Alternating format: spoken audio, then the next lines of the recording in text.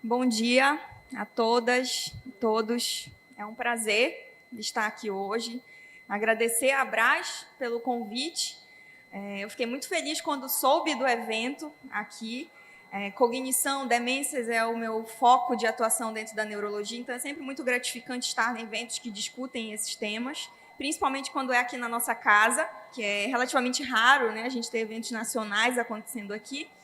Então, muito feliz de poder moderar essa mesa com pessoas, com convidados especiais. E aí eu vou chamá-los para a gente começar a nossa manhã. Mestre Carla Núbia Borges, médica geriatra. Bem-vinda. Professor Dr. Norberto Frota, neurologista e diretor científico da Abras Nacional. Flávia Goldman, médica e presidente da Abras Pernambuco. Compõe a nossa mesa também o professor Dr. Antônio Marcos Mora Miranda, do Instituto Evandro Chagas. Mas eu acredito que ele ainda não está presente. Assim que ele chegar, ele vai integrar aqui a nossa discussão. Bom, antes de dar a palavra para os convidados, gostaria de fazer uma breve introdução. A nosso painel, nossa mesa vai falar sobre poluição do ar, sobre doenças tropicais, demências, temas extremamente importantes. A gente também já viu nas outras discussões ontem sobre mudanças climáticas e o impacto que isso traz para o envelhecimento e para a população idosa. Então, a gente está num momento muito crítico. Discutir isso é muito válido. Então, eu fico muito feliz de a gente estar fazendo a junção desses temas. Os ambientalistas falam que nós estamos num ponto de não retorno. Se a gente não fizer nada logo, a gente não vai mais conseguir reverter os danos que nós estamos causando para o meio ambiente. Então, é o nosso papel discutir e buscar soluções para que a gente possa mudar essa realidade. E aí eu queria só fazer uma pequena reflexão, já que a abordagem desse seminário é ancestralidade, saberes tradicionais. A gente está buscando soluções e eu tenho quase certeza que a gente já tem a resposta para a maior parte desses problemas. E a resposta está nos povos tradicionais, né? Eles têm essa sabedoria para resolver essas questões que nós estamos discutindo. Então, seria muito importante, eu faço um clamor, que a gente ouça mais os povos tradicionais, inclua, inclusive, nesses tipos de discussão. Eu tenho um pequeno exemplo. A minha avó, ela é filha de indígena, ou seja, meu bisavô é indígena, aldeado, né? Morava numa aldeia, e ela tinha uma sabedoria. Minha avó era analfabeta, mas ela tinha uma sabedoria que é uma sabedoria que não está nos livros. Ela era da observação da natureza. Ela sentava no quintal de casa, aqui em Belém, aqui no Guamá, nesse bairro, e ela observava os pássaros e ela falava que o clima ia mudar. Pelo canto dos pássaros, ela sabia que eles estavam desidratados, ela botava uma bacia de água. Então, ela não tinha um estudo formal, mas ela falava, pisem na terra, a terra cura. Então, cresci vendo essas orientações que têm a ver com os saberes ancestrais. Então, se a gente está buscando soluções, a gente precisa dar mais ouvido e incluí-los nessas discussões, nesses debates. Então, essa é a minha reflexão para esse início de manhã. E agora eu passo a palavra para o Dr. Norberto, que vai fazer uma apresentação. É Carla? Desculpa. Acho que eu vou para aí.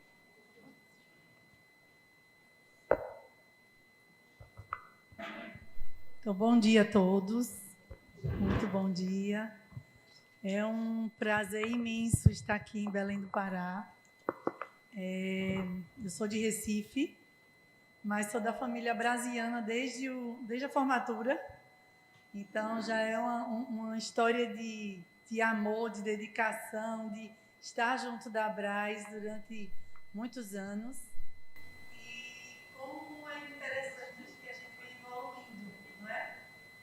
Para além da técnica, do diagnóstico, do tratamento, né, que se aprende mesmo no dia a dia. Então, esse olhar mais amplo, esse olhar para os fatores de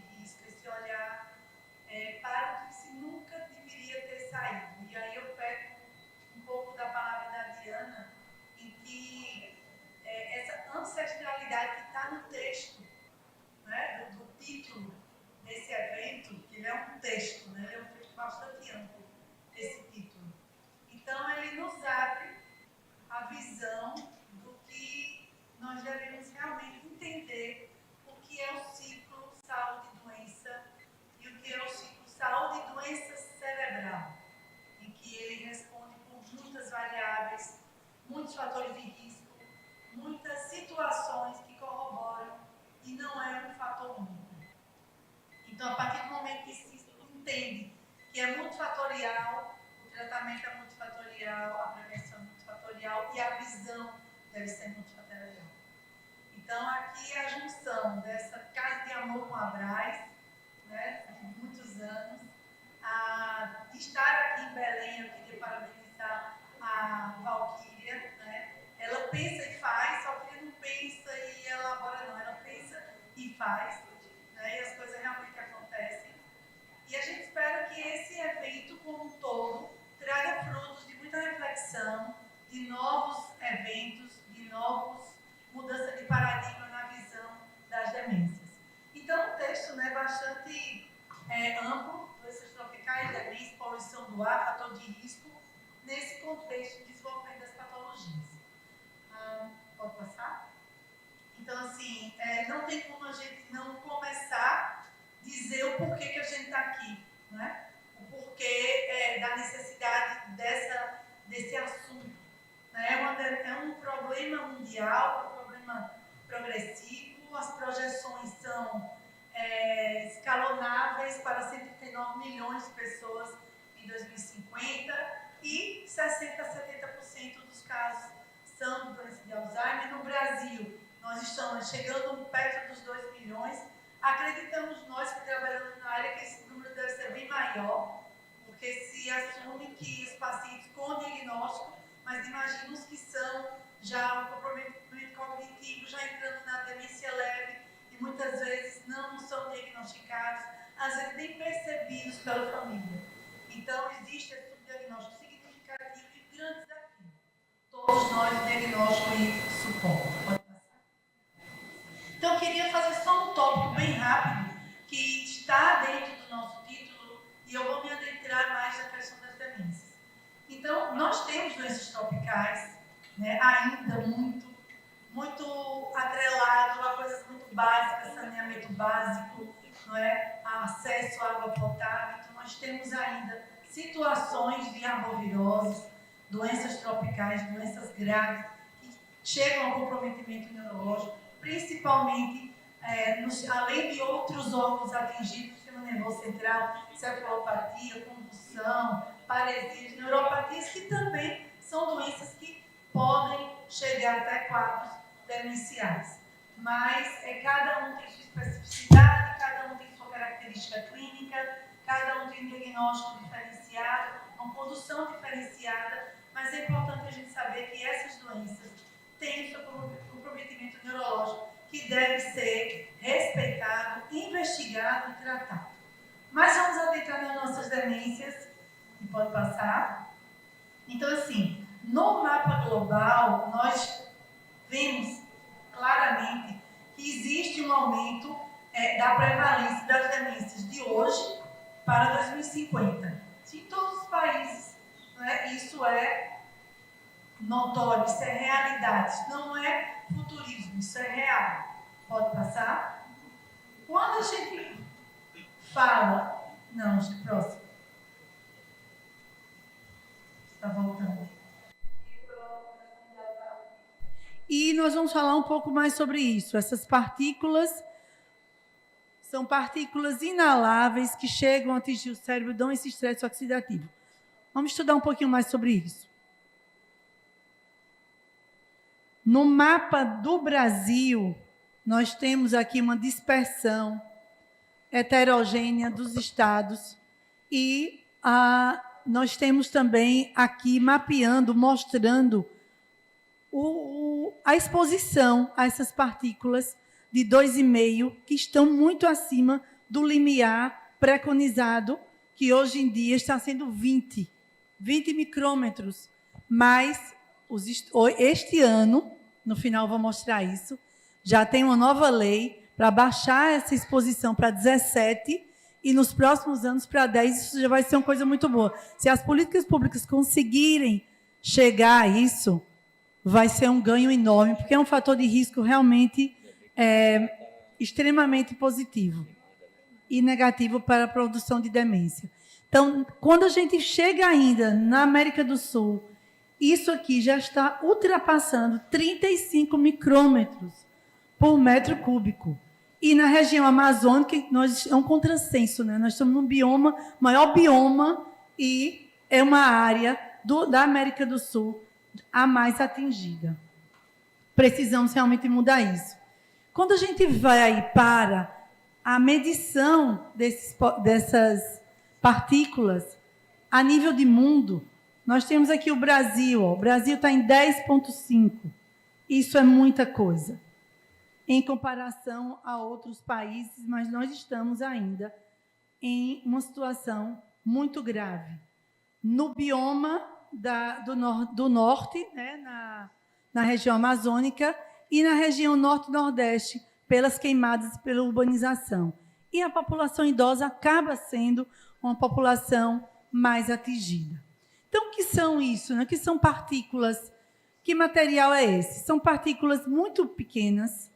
Ela tem menos de 2,5 micrômetros, que é 1/1000 de milímetro. Então, veja, elas são 20 a 30 vezes menores que um fio de cabelo.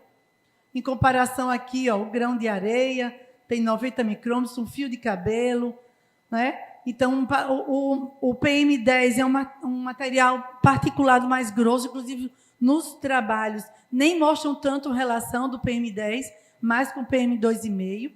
E, realmente, esse material particulado muito fino, ele adentra nas vias aéreas de uma forma muito fácil.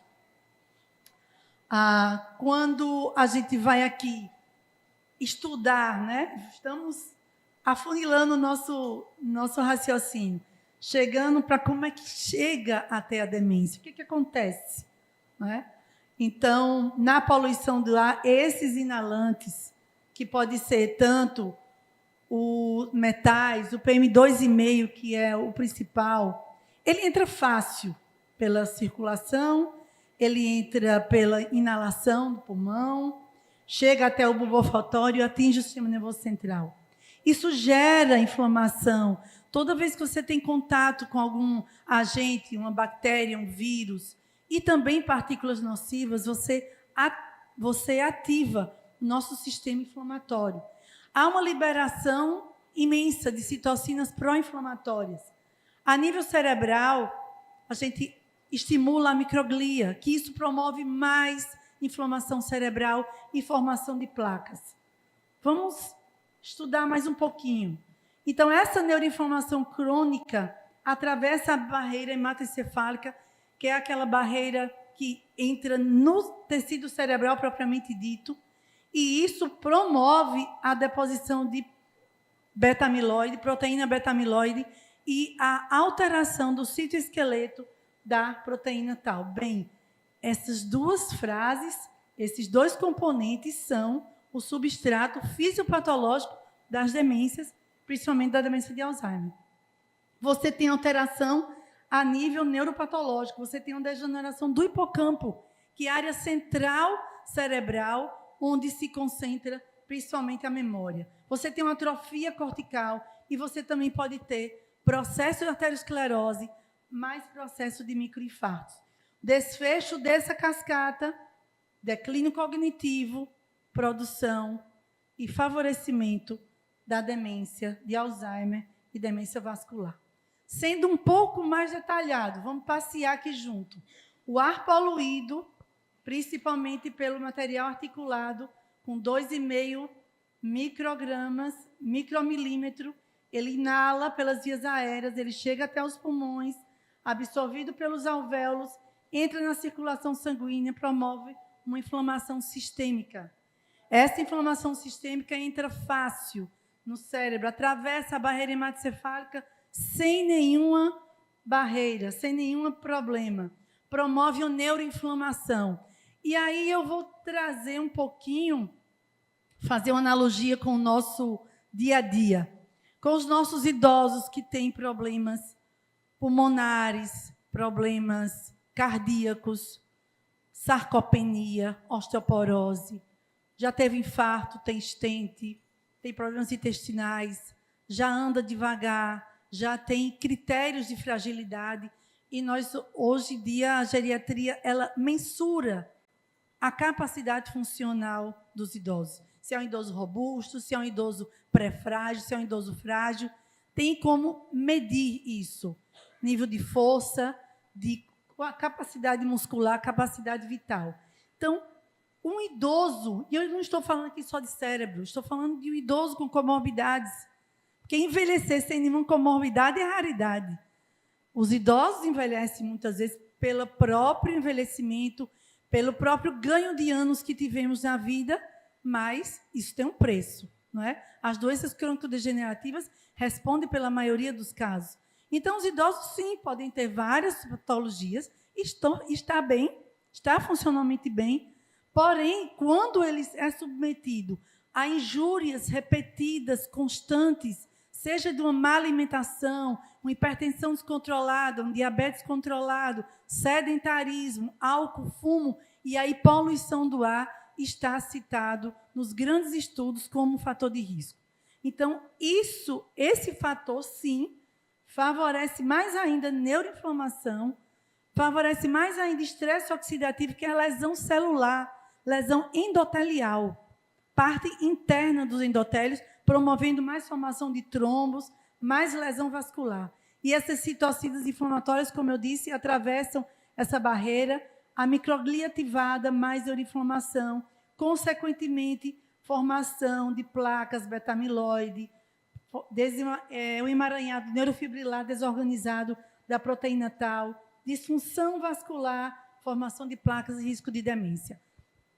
Na prática, o que a gente vê? Quando o paciente é idoso, muitas vezes é internado e volta para casa, o que os familiares dizem? Doutora, meu pai não voltou o mesmo, não é? Ela não funciona mais como antes.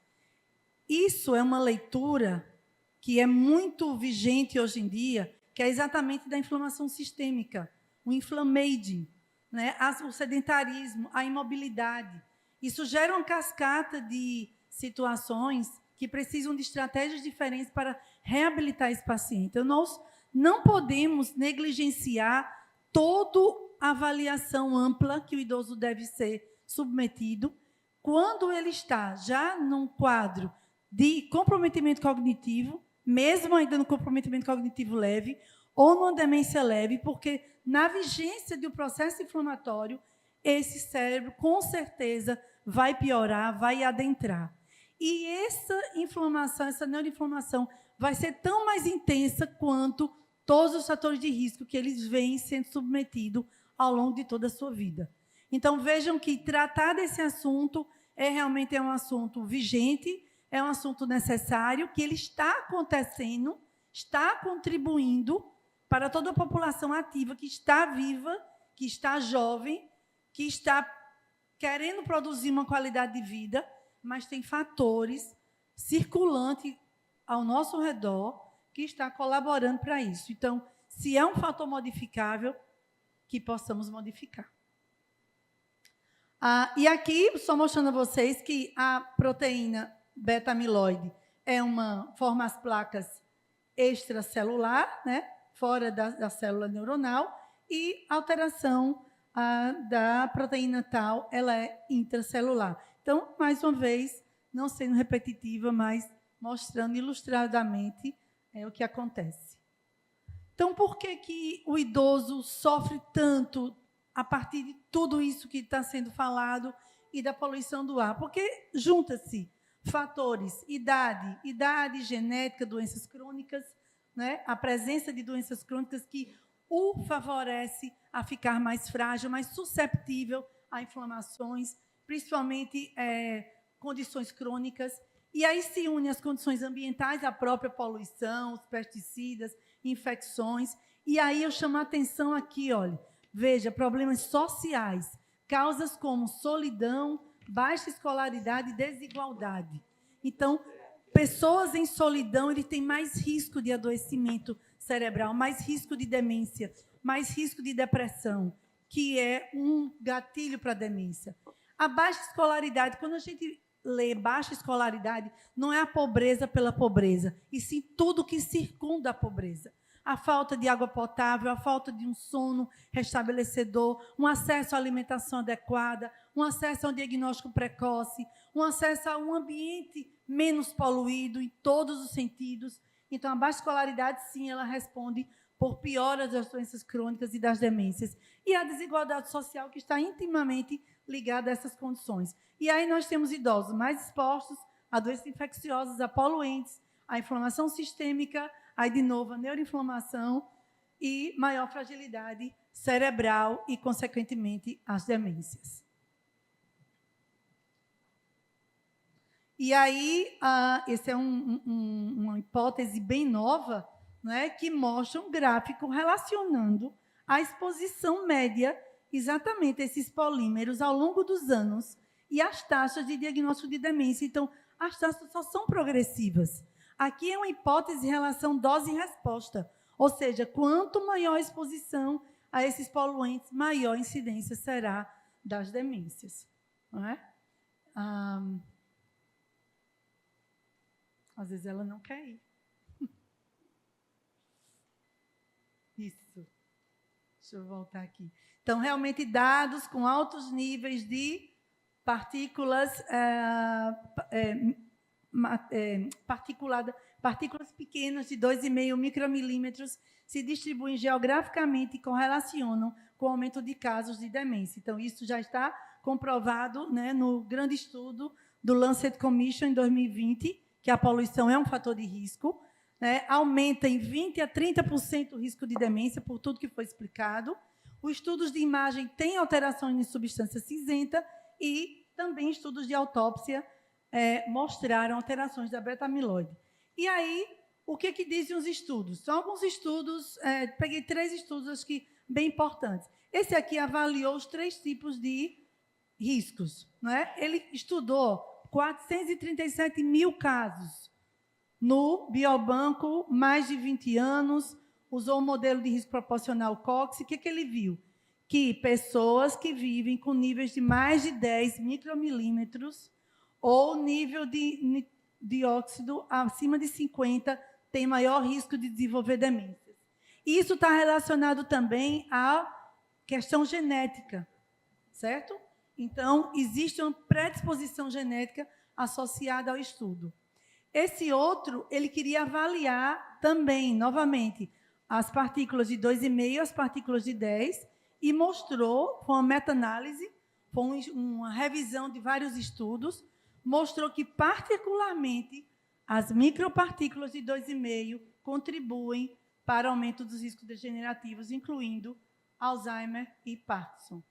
E esse outro trabalho aqui, que eles foram estudar as autópsias, não é? Porque, né, a nossa antiga leitura só tinha diagnóstico por autópsia. Eles foram ver se realmente era isso mesmo. Então, estudaram o caso, examinaram associações entre pessoas expostas a partículas pequenas de 2,5, gravidade da demência e alteração neuropatológica. Então, dos 602 casos de autópsia, de novo, já por autópsia, um estudo longo, maior exposição às micropartículas antes da morte foi associada a maior chance de alteração neuropatológica. E lembrem lá do primeiro slide, ela entra fácil na nossa circulação, ela entra fácil na nossa barreira hematocefálica e provoca muito neuroinflamação. Então, realmente é um assunto de ser bem discutido. Então, pontos importantes. Regiões brasileiras com maiores níveis de poluição tendem a ter menores infraestrutura de saúde, e lembre que são fatores de risco para demências também. Menor exposição abaixo dos limites oficiais, que hoje é 20, já mostram riscos aumentados, e projeções indicam um crescimento substancial de demência nas próximas décadas, especialmente em países de renda média, renda baixa, por tudo que foi citado e também por mostrar que em locais de menor renda, maior nível de poluição. Então, é uma relação inversamente proporcional. E aqui, na poluição do Brasil, né, vai entrar novos limites, agora em 2025. Isso é uma coisa muito boa, né?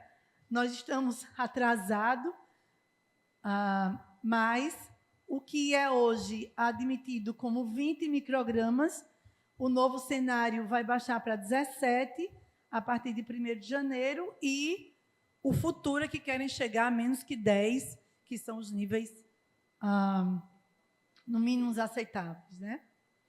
Então, eu gostaria de, finalizando, que as estratégias de prevenção, realmente, além de tudo que a gente faz no nosso dia a dia, controlar as doenças, a alimentação, mas a redução da poluição é importante, a prevenção das doenças tropicais, que é pauta também aqui nossa, vacinação, saneamento, promoção de saúde cerebral, controle de comorbidade, tudo é importante. Nada é sozinho, é tudo multifatorial. A demência não é destino inevitável, tá? Poluição e doenças infecciosas tropicais são fatores emergentes que precisam ter um olhar muito peculiar. Há uma necessidade de políticas públicas, então estamos aqui por isso, um seminário, uma COP30 que está chegando aqui no próximo mês. Com cuidar do ar do território é cuidar do cérebro. E aí,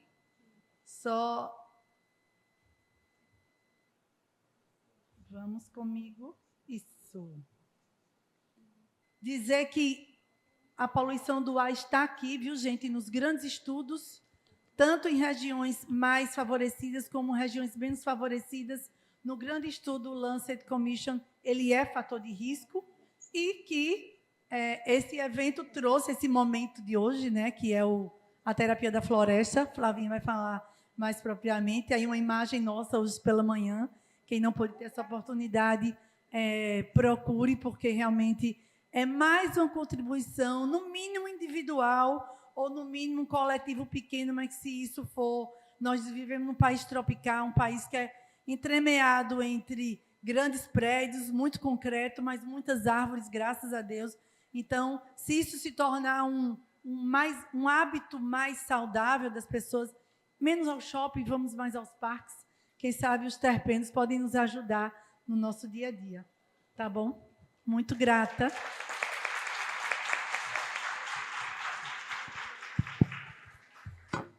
Obrigada, doutora Carla. Excelente palestra. Vou entregar aqui um certificado. Sua participação. Tira a foto aqui. Uma fotinha.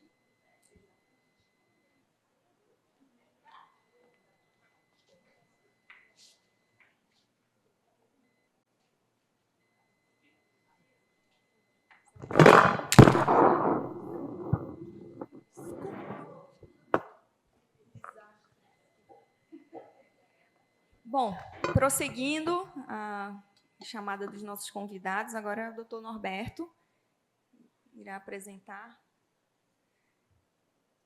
E, ao término, a gente vai ter um momento aí para tirar dúvidas, perguntas, discutir um pouco mais sobre esses temas.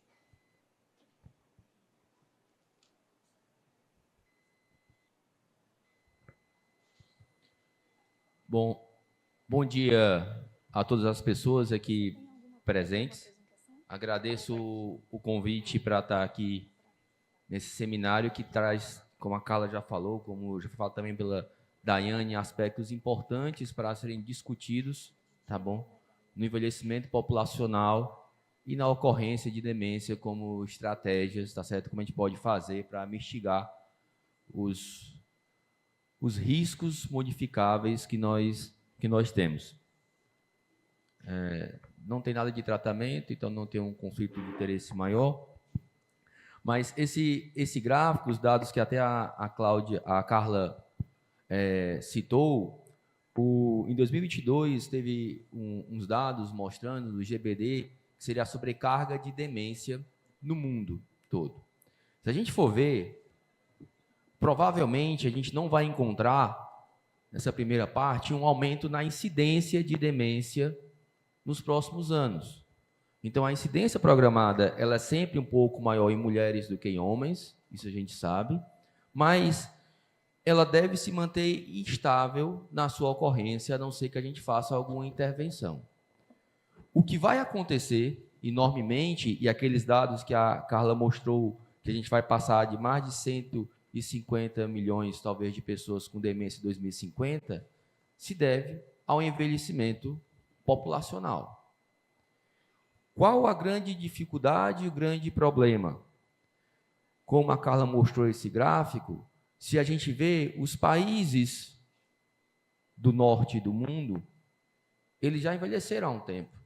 ou seja, a porcentagem de casos de demência que vão ter de aumento nas população vai ser muito baixo, tá certo? 20, 40% de aumento do que tem hoje. Ou seja, eles não vão ter uma sobrecarga no sistema de saúde deles tão grande quanto a África, no meio, tão quanto o Brasil, e que vai mais do que dobrar nesse período. Então, esse aumento exponencial vai atingir o mundo de forma bem mais assimétrica. Pouco norte do mundo, enormemente América Latina e África. Então, para nós, é um tema muito mais urgente do que para os países do norte do mundo. Se a gente for ver dos desafios ligados e visto por áreas, e se formos ver o Brasil de forma segmentada, provavelmente a região mais sul, ele vai ter um padrão muito mais europeu de envelhecimento, em que tenham talvez poucos impactos. Se a gente for ver aqui a região Belém, tá certo? Ou algo mais tropical, vai ter um impacto menor. Mas, com certeza, a gente tem no nosso país comunidades em que vão se comportar como a África, em que tem os mesmos fatores e riscos, os mesmos problemas. Então, dentro do nosso país, a gente vai ter essa diferença de impacto nos próximos anos. Então, a gente não pode querer tratar o país como um único, sem encarar essas diferenças regionais que o nosso país nos traz. E o que é mais grave, os países do norte do mundo, eles já não têm mais esse problema. Mas nós temos que nos preocupar ainda com a ocorrência de arboviroses, que vira e mexe, tudo vai checar porque aumentou dengue, porque chegou aropuxo, ou tuberculose que não acaba e é uma obrigação de vigilância. Ou quando a gente vê sífilis recorrendo na atenção primária, seja em mulheres, gestantes, crianças, seja mesmo em idosos e também hanseníase. Então a gente tem um desafio de como é que eu vou me preparar para envelhecer e monitorizar os fatores de riscos para a ocorrência de demência, que eu vou já entrar nessa parte, e tendo que também monitorizar isso, que nos outros mundos não. Esse talvez é um desafio muito grande vendo em saúde pública. Esse estudo, vocês já viram um pouco sobre ele, uma parte, são estudos populacionais feitos no Brasil, que eles usam uma metodologia para ver quão que teria influência da ocorrência de demência. Esse trabalho foi publicado, eu acho que foi em 2025, o Rafael Castilho, junto com outros colegas do Brasil, eles estudaram os dados do ELSA, que é um estudo que vê populações em algumas cidades do Brasil e foram ver os fatores de riscos na ocorrência, ou seja, era um estudo de 2 ondas na ocorrência de demência. E sim, a baixa escolaridade é o fator principal, como foi pontuado, mas eu também tenho hipertensão e diabetes. Então, como é que eu posso querer prevenir demência se não é valorizado na minha atenção primária monitorização de hipertensão e diabetes? Então, eu tenho que monitorizar a hipertensão e diabetes com o mesmo rigor que eu monitoro a ocorrência e tratamento para sífilis, para tuberculose. Então, esse é um papel que tem que ser posto na atenção primária como obrigatório, monitorizar e ter até talvez reembolsos financeiros para isso nos municípios, baseado nas suas taxas. Então, isso é fundamental. Se a gente for ver nesse trabalho, os riscos modificáveis, você teve, sim, 37% de fatores atribuíveis à demência. Lembrar que esse estudo ele é um pouco diferente do estudo do ELSI, que é mais conhecido, e a Selene já mostrou ontem, então a gente vai treinar a memória de vocês, mas é importante todos ficarmos, que mostram que até 60% dos fatores que levam à demência, eles podem ser modificados. Esse dado, pessoal, não é um dado individual. Não quer dizer que eu vou diminuir o meu risco de ter demência se eu fizer isso. Esse dado é, se na população esses fatores forem eliminados, eu vou diminuir aquela porcentagem de ocorrência de demência. Então, se eu estou num país como o Brasil, em que eu percebo que vai aumentar em 200% a ocorrência de demência até 2050, que vai dobrar, pelo menos, em que eu tenho baixa escolaridade, eu tenho depressão e hipertensão acontecendo, e eu não começo a tratar isso o mais breve, ou estimular, eu vou estar perdendo a oportunidade de ter menos casos e, com isso, me preparar para uma melhor assistência. Nesse trabalho de 2025, apareceu também como um fator, foi colocado e viu-se que ele é importante, principalmente na população idosa, como a Carla já pontuou, a poluição do ar. Então, a poluição do ar, ela entrou como impacto de 3,5% na ocorrência de demência. Então, só para reforçar o que a Carla falou agora há pouco, lembrar que tem uma diferença entre sexos, homens e mulheres, eles trocam um pouco do principal fator de risco, se é baixa educação ou se é alteração visual. Também, entre ricos e pobres, a diferença foi pouca, comparando regiões mais ricas do Brasil com regiões mais pobres. E também, brancos e negros não teve muita diferença nesse ponto de vista. Sobre o que a Carla começou a colocar, esses dados entraram como poluição desde 2020, porque as evidências mostravam que sim, existia um fator de risco entre a exposição a partículas pequenas e a ocorrência de demência.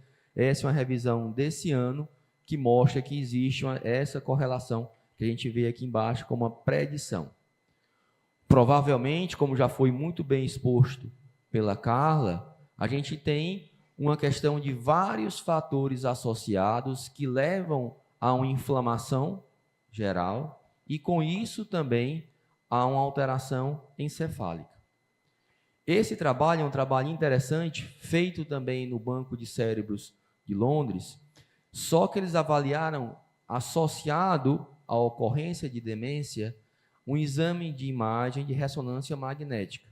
E eles compararam para ver o grau de atrofia do cérebro. E eles viram que existe sim maior atrofia, que existe relação. Aqui é quando tem uma correlação estatística, esses números ficam menor do que 0,05. Então existia uma correlação entre o volume do cérebro, a alteração intestinal da substância branca, que fica pior, intermediado pela minha quantidade de poluições em que eu fui exposto.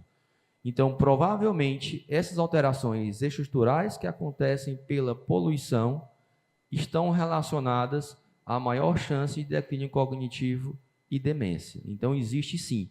Se a gente for ver no gráfico em que a Carla mostrou de como estava a poluição de partículas em países, chamou a atenção um número elevado aqui no Brasil, em algumas situações, em relação à Europa e muito na África. Ou seja, os países em que eu já tinha uma preferência em que aumentar a incidência de demência são os que mais estão com poluição, são os que mais estão e irão sofrer nos próximos anos. Temos que fazer alguma coisa.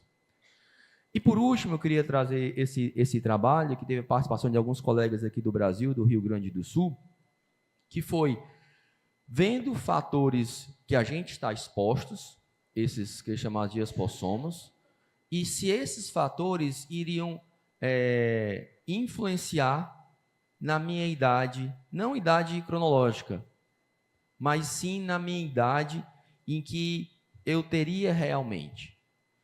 Se eu tivesse uma diferença menor, um gap menor, ou seja, se o meu corpo, a minha mente está envelhecendo menos do que a idade cronológica, isso é ótimo. Se essa diferença é maior, isso é ruim. mostra que eu estou envelhecendo mais rápido do que aquela minha idade cronológica tinha mostrado. E o que é que eles observaram? Que existe uma diferença em algumas regiões, que existem fatores que protegem, como o que eu faço de estímulo cognitivo, o que eu faço de atividade funcional, se eu faço ou não faço atividade física. Eu tenho fatores que prejudicam, se eu escuto pouco, se eu vejo pouco, se eu tenho hipertensão, se eu tenho doença no coração. Tudo isso eles foram ver essa capacidade. E o que é que observaram? Que existe uma diferença, sim, tá bom? Regiões da Europa, eu tenho uma menor diferença, um gap menor. Regiões mais pobres da África, eu tenho um gap maior, ou seja, eu envelheço mais do que tem na minha idade cronológica. E o Brasil, ele está numa faixa intermediária, ou seja, tem fatores que influenciam, e tem fatores protetores, como eu falei, habilidades, educação, e fatores que fazem com que eu envelheça mais. E é interessante quando a gente vai ver alguns determinantes sociais também influenciam. Até se eu vivo num local que tem mais democracia, se eu tenho mais participação ou não. Ou seja, diversos fatores sociais influenciam eu a envelhecer mais rápido do que seria esperado pela idade que eu tenho. Tá bom? Então, é um estudo bem cabuloso, mas ele mostra que tem essas relações. No Brasil, a gente está intermediário, e na própria Europa, eles têm diferenças. Alguns países mais do oeste têm um gap maior do que os países mais do centro da Europa. E pontos que eu traria para a discussão agora. Eu colocaria 3 pontos principais. Como, do ponto de vista de vigilância epidemiológica dos nossos sistemas de saúde, a gente vai manter um equilíbrio entre eu não posso baixar a guarda de doenças infecciosas que existem, acontecem surtos, infelizmente a gente não conseguiu eliminar, mas eu não posso deixar de ter uma guarda para doenças crônicas não transmissíveis.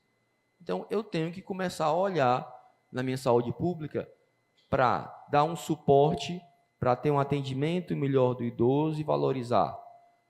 Se eu não for remunerado o município que atender bem o idoso, ou que controlar bem a diabetes, e só remunerar o município que fez a cobertura vacinal ou que controlou tuberculose, não que esses fatos não sejam importantes, mas se eu não passar a dar também algum valor a isso, não vai ter esse equilíbrio entre as duas vigilâncias. Então, esse é um ponto que nós temos que discutir. Com isso, por quê? Para a gente investir nos fatores modificáveis. É mandatório, como saúde pública, a gente investir nesses fatores. E, por último, tá certo? Ficar atento a esses fatores ambientais que estão associados à ocorrência de demência. Muito obrigado pela oportunidade e acho que vamos depois discutir, que é o melhor. Obrigado pela atenção.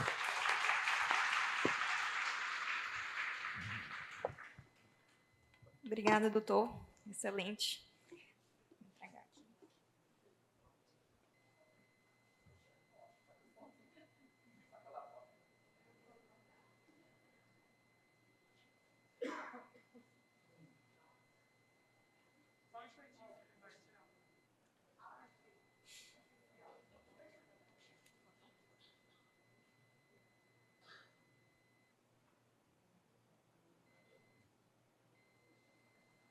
Obrigada. Então, vamos continuar. Antes da gente dar continuidade às apresentações, chamar aqui para a nossa mesa o doutor Antônio Marcos Mora Miranda, do Instituto Evandro Chagas. Seja bem-vindo.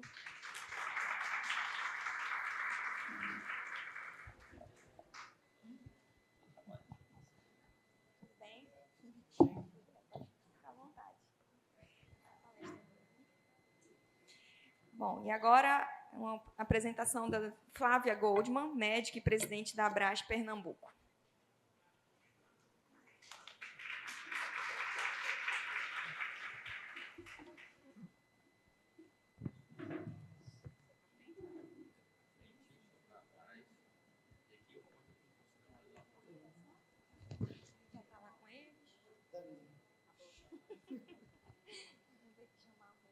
Bom dia. Eu sou Flávia e estou presidente da Abras Pernambuco. E nós trouxemos uma opção sustentável, é uma opção usada amplamente no Japão, posteriormente na Europa, depois as Américas aderiram na história, chamada terapia da floresta. E o que interessa à demência? Interessa como opção de ferramenta anti-estresse. E nós entendemos aquela condição chamada estresse do cuidador e também o estresse da pessoa acometida pela doença. As opções não medicamentosas, na maioria dos tratamentos, nós tentamos preconizar, estão nos livros, né? Primeiro tentamos, por exemplo, terapia ocupacional, e são aplicadas, a psicologia ela é aplicada, e depois, quando a gente percebe o não domínio, medicações alopáticas, na maioria das vezes, são escolhidas. Aqui a proposta chama-se prescrição verde, Green Prescription. É uma proposta global de tentar, através de métodos mais naturais, conseguir o equilíbrio da homeostase, o equilíbrio que é a homeostase propriamente dita, para que a gente não desenvolva a doença. Não é a doença do Alzheimer exatamente, mas é sair do eixo da homeostase e uma doença qualquer. Então, aquele que sofre com estresse isolado tem um estresse hoje, mas não necessariamente amanhã, foi um momento. E um hormônio importante que a gente fala e todo mundo ouve é um que é chamado cortisol. Então, o que a gente vai falar aqui tem muito a ver com o cortisol. A saúde mental e a natureza, elas estão realmente bastante perto. A gente sabe que as pessoas, observacionalmente, elas caminhavam, eu preciso de um tempo no verde, eu vou para uma floresta, eu vou para um campo. E quando elas voltam desses locais, elas referem se sentir melhor. Ufa, ainda bem que eu fui naquela fazenda, que eu pude ir ali. Então, desde 2019, em Pernambuco, nós promovemos terapia da floresta. Aqui, rapidamente, um pouquinho de mim. Então, minha formação de geriatria foi na Alemanha, não havia geriatria aqui, então tive que fazer isso lá. E eu participo dos dois mundos, interajo bastante, eles têm um comportamento, os alemães, bem ecológicos, sustentáveis, o lixo muito bem selecionado, é um bom exemplo do que nós precisamos replicar. Você conhece a Receita Verde? Então, é uma intervenção de saúde baseada na natureza que propõe atividades ao ar livre para melhorar o bem-estar, como, por exemplo, banho de floresta, hortoterapia e caminhadas com escuta ativa. Então, outras ferramentas elas podem ser, através de um menu terapêutico, implementado nessa dinâmica num ambiente verde. A preservação da natureza e das florestas traz benefícios imediatos e mensuráveis para a saúde, especialmente para as pessoas idosas que enfrentam estresse, burnout ou demência. Quando a gente fala mensurável, é super interessante, porque diante da objetividade, da alopatia e da nossa faculdade, né? Eu sou da Universidade Federal de Pernambuco, a maioria dentro desse aprendizado que nós obtivemos, a gente quer ver, sim, os níveis do cortisol, né? Não é apenas uma explicação, eu percebi que ir para a floresta é bom. Então, no Japão, um médico chamado Killing, ele teve a ideia de por que as pessoas voltam tão bem das florestas? Então, eu vou medir cortisol, saliva, urina e sangue para ver o que acontece ali, após essa observação que eu citei no início dessa apresentação. Shirin-yoku é um nome em japonês para o chamado banho de floresta.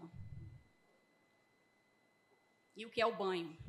Então, é uma imersão estimulada num sentido sensorial.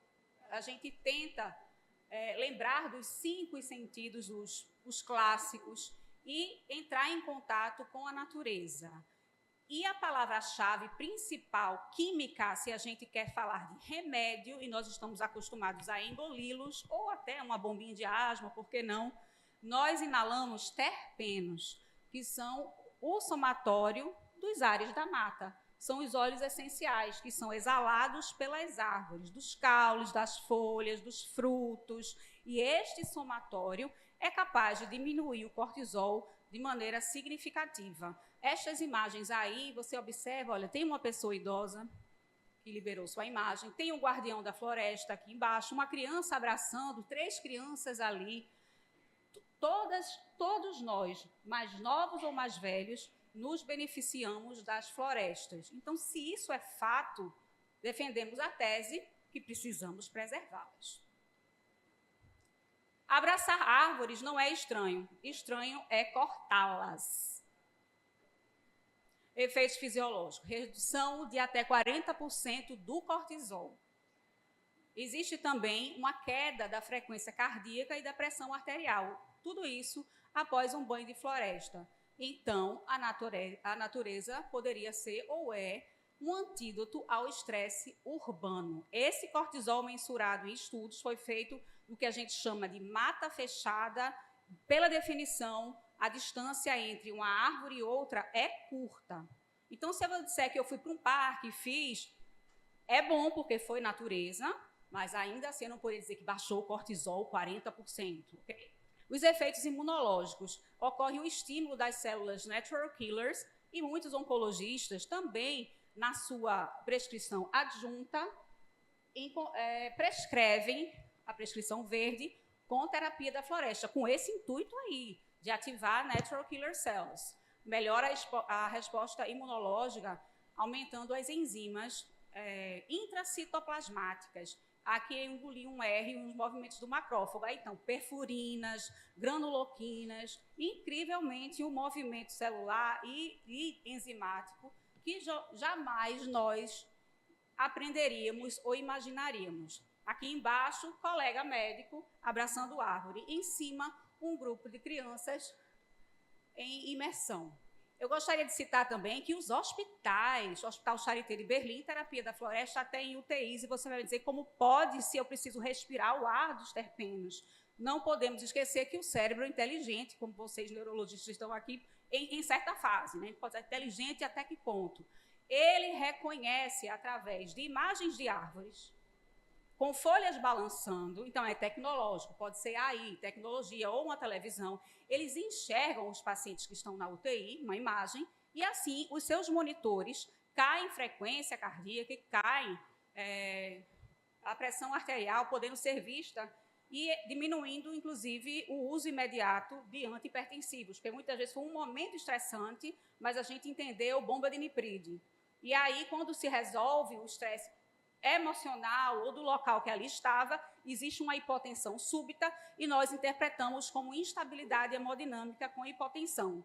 E aí surge uma cascata, assim, talvez iatrogênica. Então, essas imagens são positivas e utilizadas, inclusive, dentro da UTI. A missão da equipe é entender isso e cuidar do corpo e da alma.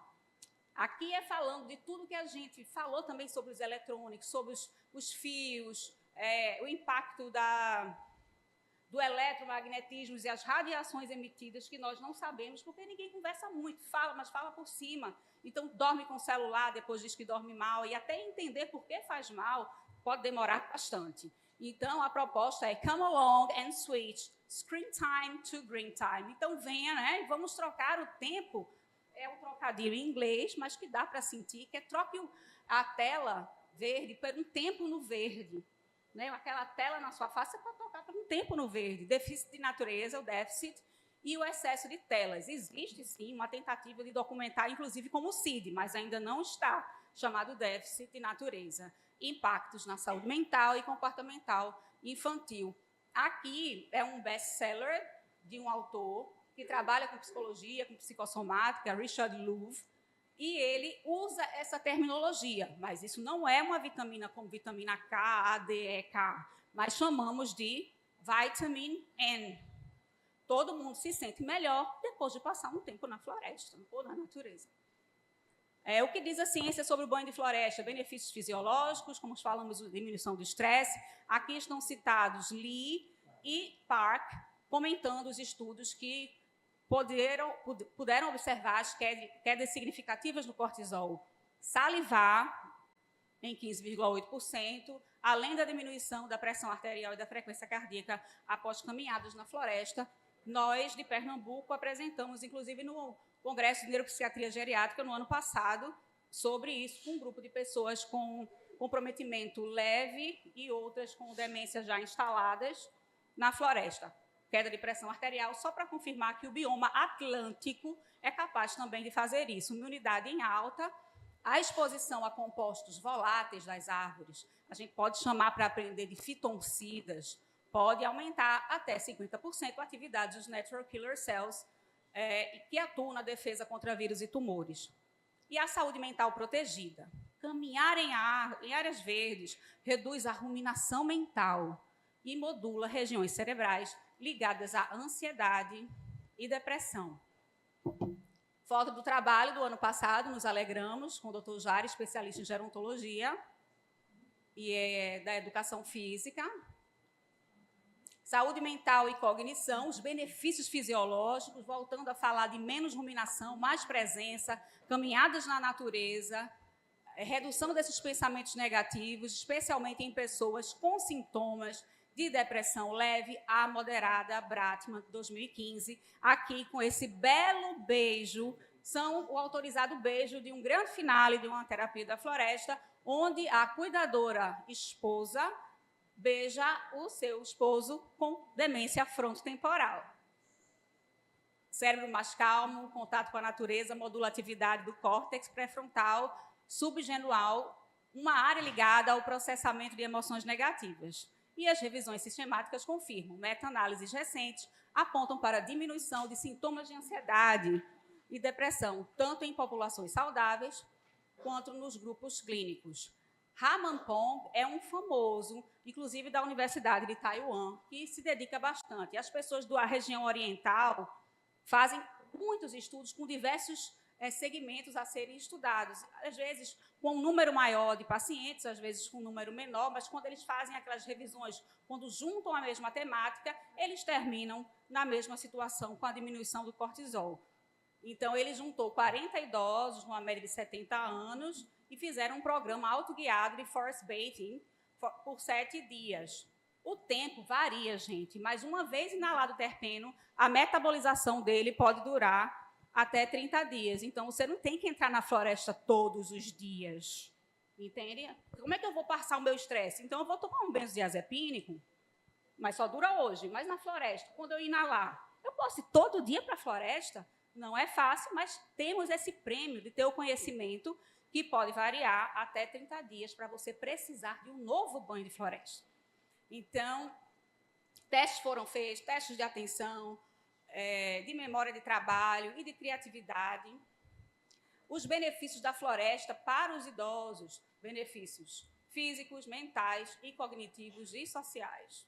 Todos juntos, são muitos os benefícios, né? Porque quando a gente vai prescrever um assunto, começa a dividir por profissionais e pode demorar muito, é mais ou menos um passeio longo, né? Para terminar o seu próprio tratamento. Isso aqui é um pouquinho da terapia da floresta, de quem quiser olhar depois e seguir o que tem em Pernambuco, e como você pode se reconectar com a natureza, a pergunta que fica para a gente imaginar o que fazer por nós mesmos. Muito obrigada.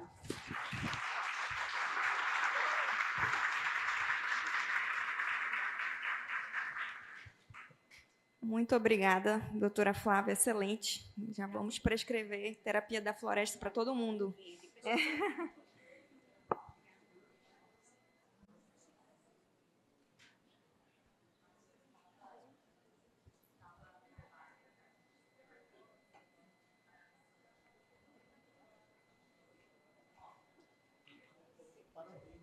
Muito bom, né? Bom, e aí, para a gente encerrar a última apresentação da nossa mesa, depois a gente vai abrir rapidamente um espaço para a gente discutir, a gente está com um tempinho já avançado. O professor Dr. Antônio Marcos Mora Miranda, do Instituto Evandro Chagas. Ok. Bom dia a todos e a todas. Tentar ficar bem aqui para conversar com vocês. Instituto Evandro Chagas. Obrigado. Instituto Evandro Chagas agradece o convite no nome da nossa diretora, doutora Lívia Carício, que me pediu para substituí-la aqui. Eu sou médico pesquisador do Instituto Evandro Chagas na área de saúde ambiental.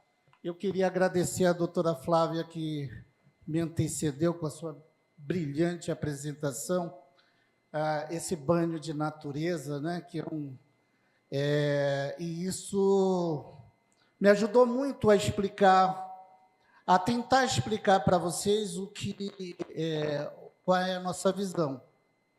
Pelo adiantar a hora, eu tenho um tempo bem pequeno, mas o importante é que a gente, na verdade, a ideia, né, o poeta colocou, Nando Reis colocou, o mundo virou ao contrário e ninguém percebeu, né?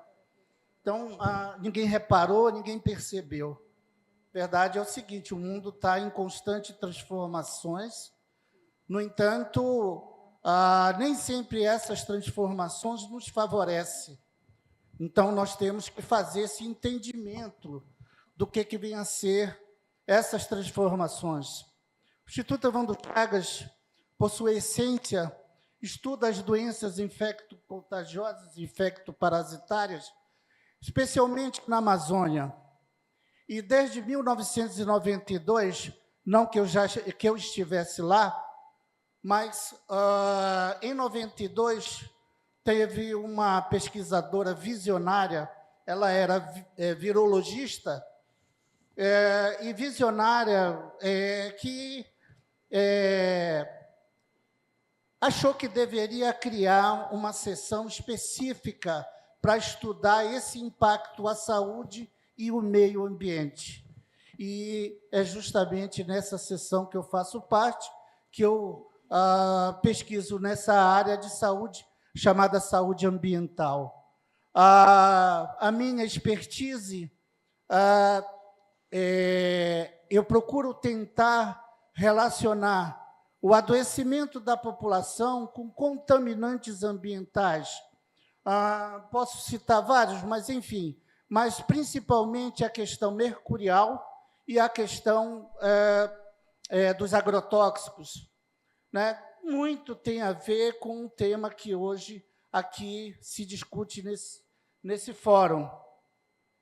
Enfim, a questão da saúde mental. Eu não sou especialista, mas eu tenho esse olhar. E a doutora falou uma coisa assim fundamental. Eu tive a honra, né, e o privilégio, né, de estudar, né, de ter uma imersão no Japão, para estudar uma doença que hoje nós estamos como pauta principal na Amazônia, que é a doença de Minamata, ou a doença provocada pela exposição a um metal pesado extremamente deletério ao sistema nervoso central, que é o mercúrio, associado à questão da atividade do garimpo na Amazônia. Então, assim, lá eu tive contato com essa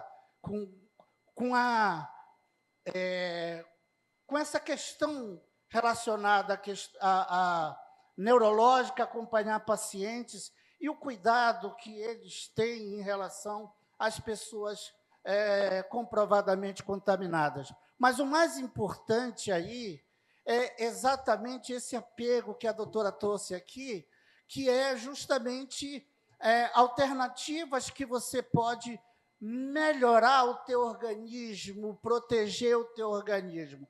Porque os eventos climáticos, eles estão aí. Não é mais, ninguém precisa mais discutir isso, de que ele existe ou não existe. Na minha opinião, o desmatamento, a queimada, os efeitos de gases na atmosfera e tudo pela exploração do capital, exploração econômica, nós estamos no meio dessa questão aí também. Eu vou, mais uma vez, fazer uma referência à doutora Flávia por uma situação bem peculiar. Eu tenho gosto de afirmar que eu hoje não tenho nenhuma atividade que me dê mais prazer, que é o trabalho de campo. Então, eu tenho comunidades que eu acompanho, especialmente no Planalto Santareno, onde nós temos a questão na bacia do Tapajós, questão mercurial gravíssima, gravíssima, né? Silenciosa, e nós temos também o agrotóxico igualmente gravíssimo e silencioso também. E lá, uma experiência pessoal, e eu, quando eu converso com as pessoas, e eu falo assim, poxa, quando eu olho aquele campo de uma monocultura, eu olho plantação de soja perder de vista, me dá uma tristeza. E eu, quando eu vou para a floresta, eu tenho aquela biodiversidade, aquela quantidade de árvores, a vida está presente ali. Aquilo me anima, aquilo me ajuda. Reforça o que a doutora, com muita competência, passou para nós aqui. Obrigado, doutora. Algo está fora da ordem mundial. Caetano já falou isso também. Mas, enfim, na verdade, o aumento da temperatura, padrões de precipitação e a perda da biodiversidade. O que é isso? Nós estamos derrubando árvores, nós estamos alterando o ambiente, porque tudo não está por acaso. Existe uma relação. Se você consome mais algum tipo de animal, se você mata de forma predatória e você está alterando o ambiente, porque um depende do outro. É um ecossistema, é um sistema integrado. E isso, de alguma forma, reflete na nossa saúde. Em especial, esse ambiente é tão harmônico em sua estrutura sistêmica, que, a partir do momento que eu altero de alguma forma, eu vou poluir a água, eu faço queimada, eu contamino o solo, eu destruo o solo com os micro-organismos que normalmente estavam ali interagindo com o ambiente, isso vai se voltar também contra nós. Ou seja, eu vou ter maior ocorrência de vetores, eu vou ter maior ocorrência de micro-organismos que podem chegar e que normalmente chegam até os agrupamentos populacionais, sejam eles rurais ou sejam eles urbanos. Então, aí nós temos vários exemplos disso na literatura, né? Nós temos várias situações que pode, dengue, as arboviroses como um todo, dengue, zika, chikungunya, a febre europost, tudo isso o Evandro Chagas tem infraestrutura, expertise para poder atuar. O Instituto Evandro Chagas é compartimentado, ele tem várias seções. Então, nós temos sessões de virologia, sessões de arbovirologia, de micologia, bacteriologia. Então, a nossa função enquanto pesquisador é exatamente tentar fazer essa conexão dessa saúde e esse ambiente. Já foi dito, né, a questão desse manejo inadequado do ambiente, da poluição do ar, que o nobre colega enfatizou aqui, a repercussão, né, direta nessa questão da saúde mental. Enfim, nós temos vários motivos para ficar preocupados. A interação, né, a poluição do ar, a poluição da água, a poluição do solo, como eu havia falado para vocês.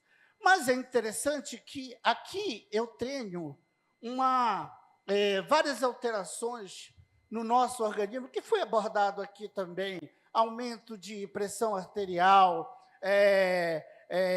quadro cardiocirculatório, eventos cardiocirculatórios, que eu não vou definir cada um deles. Mas, enfim, alterações renais, então, isso fica sendo mais frequente.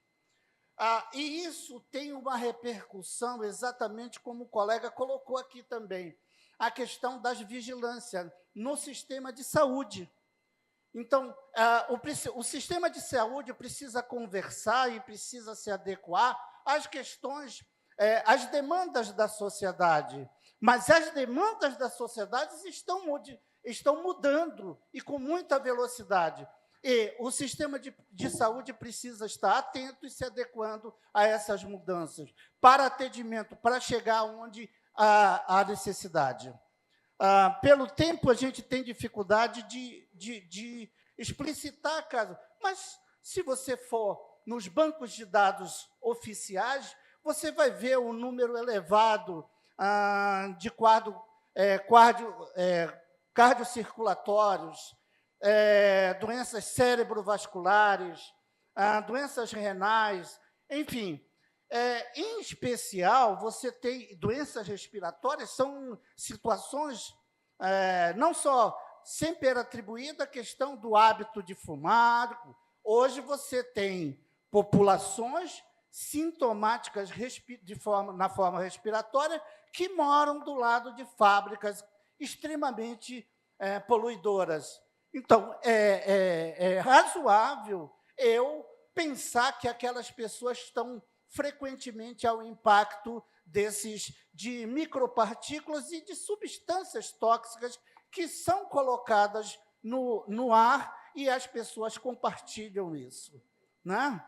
Então, isso é fundamental a gente começar com... Então, essas populações que estão imediatamente ao lado desses empreendimentos de grandes fábricas que produzem esses tipos de substância e que são compartilhadas no ar, muitas das vezes estão fora da legislação de controle, e essas populações elas são invisibilizadas, né? Em alguns momentos, na maioria das vezes, elas não têm atenção devida para o poder público. Então, essas pessoas estão tendo mais sintomas respiratórios, mais sintomas renais, mais sintomas cardíacos e, principalmente, na questão da saúde mental. Aqui são alguns exemplos que a gente poderia estar citando. Eu chamo a atenção para a questão das lesões com câncer. Nós acompanhamos duas comunidades já há alguns anos, Mojuí dos Campos, em Santarém, no Planalto Santareno, e Belterra. São dois municípios muito belos, muito interessantes. Porém, tem uma convivência muito perversa, que é a convivência com a plantação contínua, né, de soja e milho, e a utilização de um agrotóxico chamado de glifosato, que é um organofosforado e que ele é um herbicida. O Brasil é campeão de uso de agrotóxico no mundo, em especial esse agrotóxico é largamente utilizado. Então, a gente tem estudado essa ação, sabemos que nós temos vários problemas relacionados já com isso, então a gente devo estar soltando um relatório chamando a atenção das autoridades das vigilâncias para o que eu encontrei. Pessoas que não deveriam ter glifosato e estão apresentando glifosato no organismo. Essas alterações, ela tem alterações mais neurológicas, como foi muito bem o quadro demencial, foi exaustivamente, com muita competência, sobre a questão demencial, mas o importante que eu queria deixar para vocês é que, quando algum projeto que eu possa estar, né, estabelecido em nome da melhoria de qualidade de vida, eu posso estar também trazendo problema de saúde. Quando eu faço uma hidrelétrica e eu desloco uma quantidade imensa de pessoas de um lugar para o outro, né? Porque é uma tecnologia limpa, mas nem sempre ela é isenta de impactos. E aí nós exaltamos aqui a questão realmente do adoecimento, em especial o adoecimento da saúde mental. Rapidamente, né, a OMS indica 55 milhões de pessoas vivem com demência no mundo, mas não sou especialista nisso, eu estou só passando. 1,76 milhões são brasileiros, né? E os projetos que eu discuto na Amazônia, que precisa ter um maior critério das suas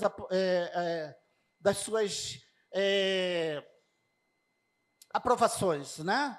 Então, assim, você tem hidrelétrica, isso foi colocado pela doutora Flávia também, na questão energética, né? A gente precisa entender melhor isso.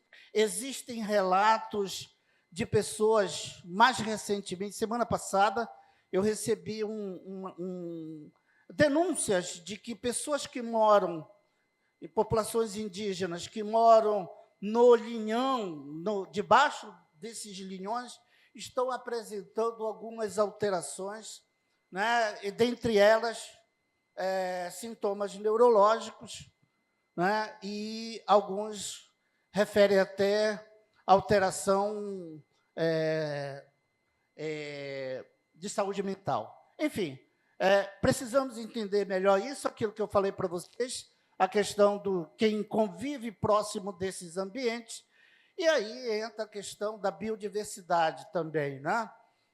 Populações que são atravessadas por rodovias, por ferrovias, isso precisa ser muito bem.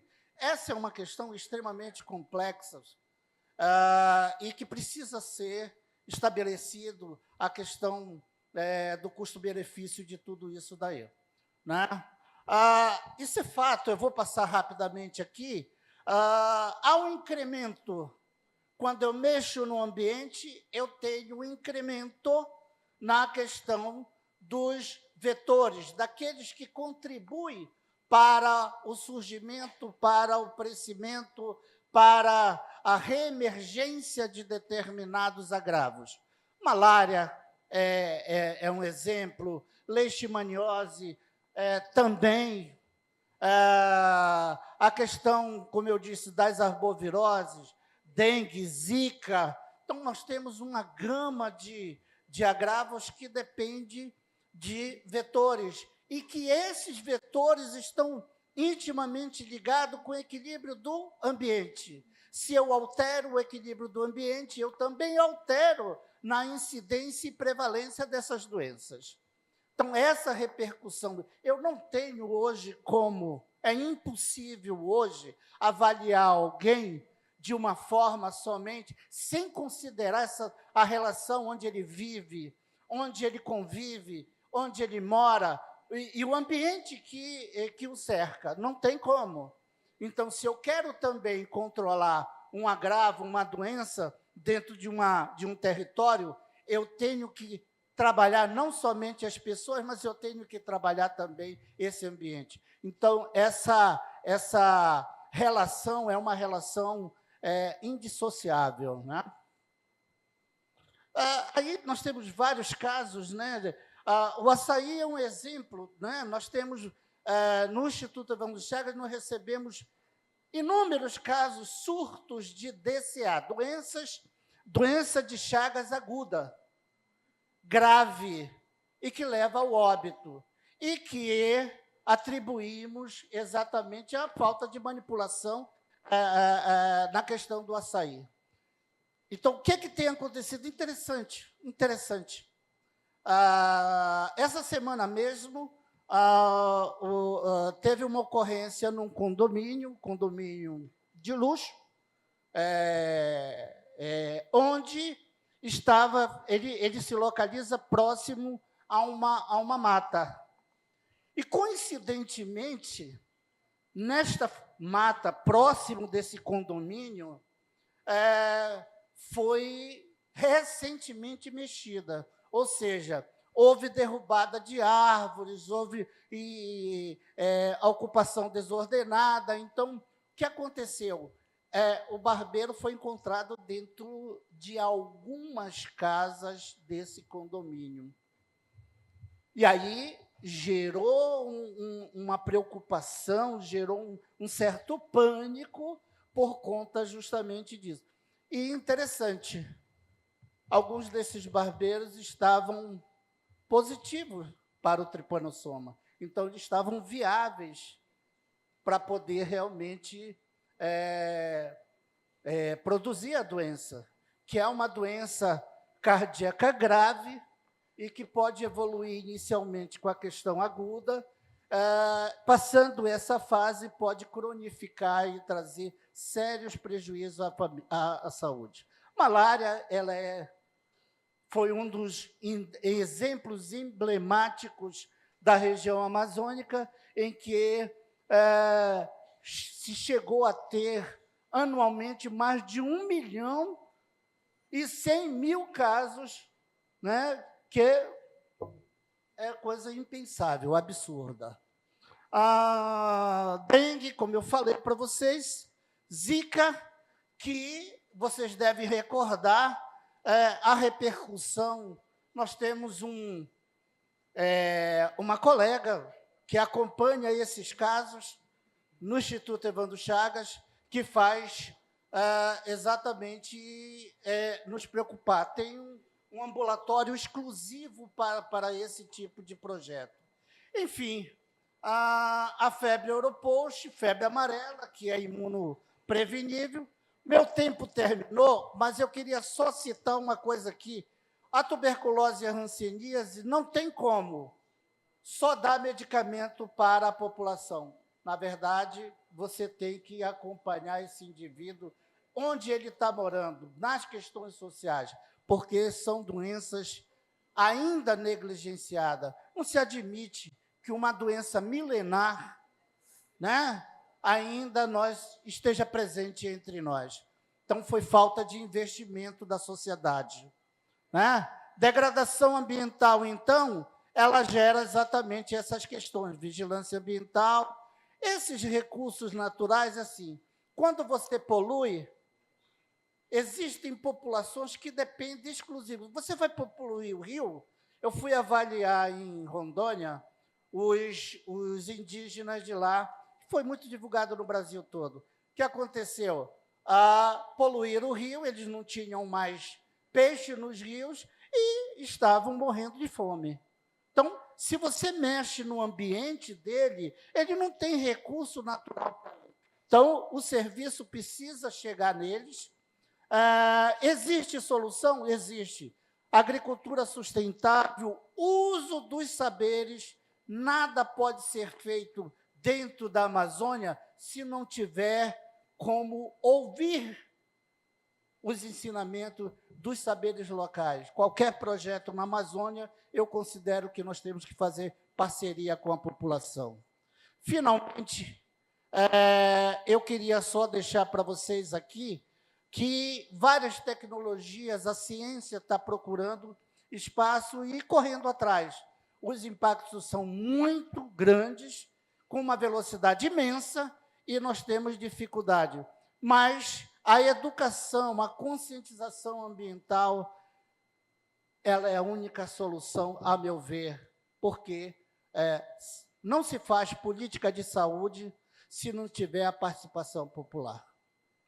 A atitude é essa, então, através da COP nós temos a oportunidade, espero que realmente a saúde seja inserida nesse processo da questão ambiental, que não fique na discussão somente da questão ambiental. Precisamos inserir a saúde e o bem-estar da população. Muito agradecido.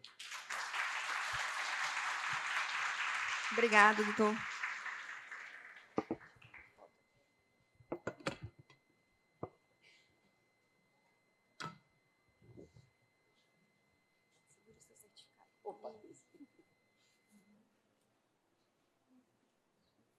Obrigada também.